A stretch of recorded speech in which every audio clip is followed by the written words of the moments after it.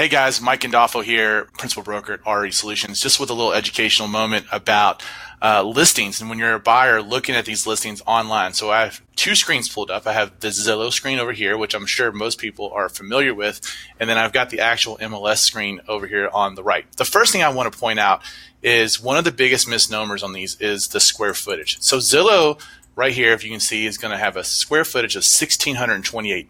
Zillow is going to report the total living area, whereas the MLS, when we're realtors and we're looking at valuating properties, we only really look at the above grade square footage. So we can see over here that this is actually a 1,200 square foot house with 428 square feet finished in the basement, but Zillow listed as a 1,628 square foot house. Another thing that is important to know, the days on market. So Zillow actually has this on the market for 168 days. On the MLS, we'll see two numbers down here, the days on market and the cumulative days on market.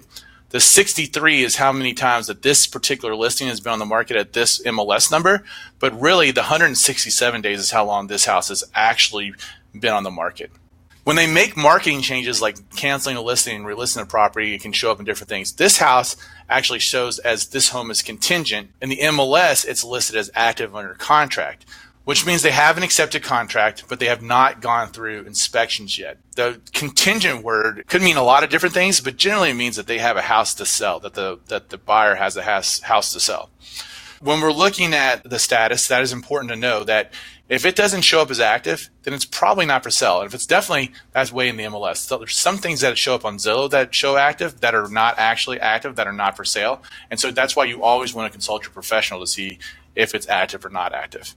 Finally, I want to talk about HOA and city tax rates. So in the MLS, we have two things down here. We have the city tax rate and the county tax rate. And it's important to know everyone's going to have a county tax rate. If you live in a neighborhood, you're either going to have one or two things. You're either going to have a city tax or you're going to have an HOA fee.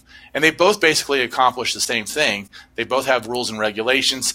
The city tax just means that they have elected officials that run the neighborhood, where an HOA probably has some sort of HOA board with the head of an HOA board that the neighbors decide outside of an election.